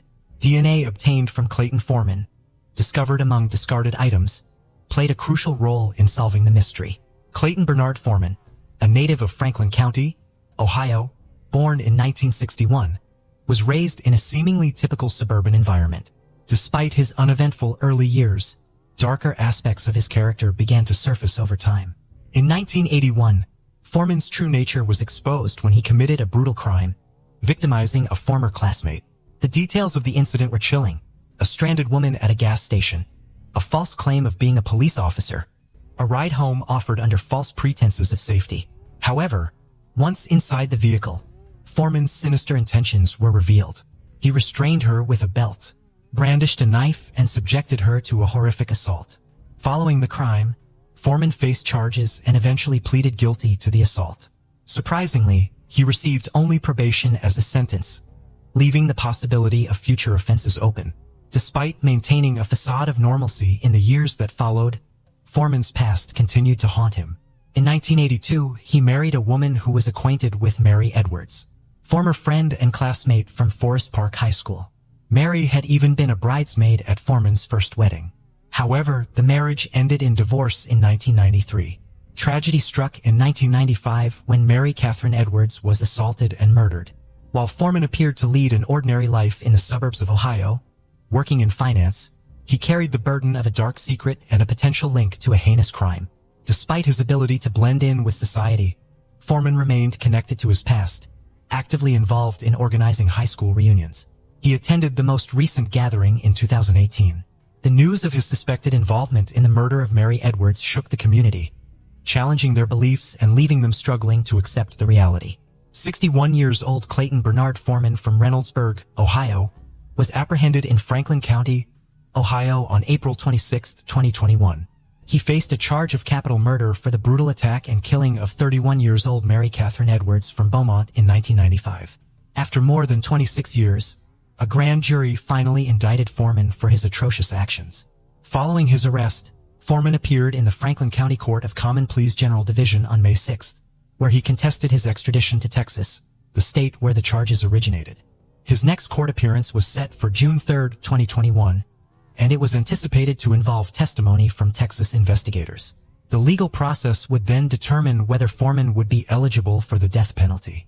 Currently, Foreman is detained without bond in the Franklin County Correction Center in Ohio, awaiting further legal proceedings.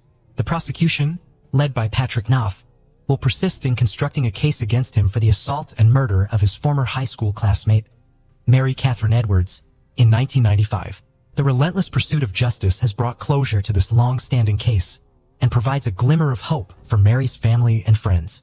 Mary Catherine Edwards was remembered by friends, family, and former students as a kind-hearted and compassionate individual who left a positive impact on those around her. One of Mary's close friends expressed appreciation for Mary's kindness and encouragement, which helped her overcome her shyness and become more outgoing.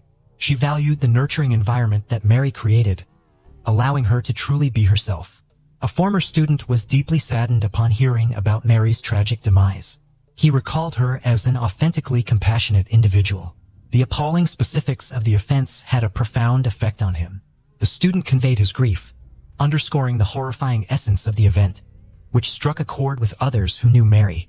These individual testimonies highlight the significant influence Mary Catherine Edwards had on her students and friends. The warmth, encouragement, and commitment she showed towards her students will be treasured and memorialized by those whose lives she impacted.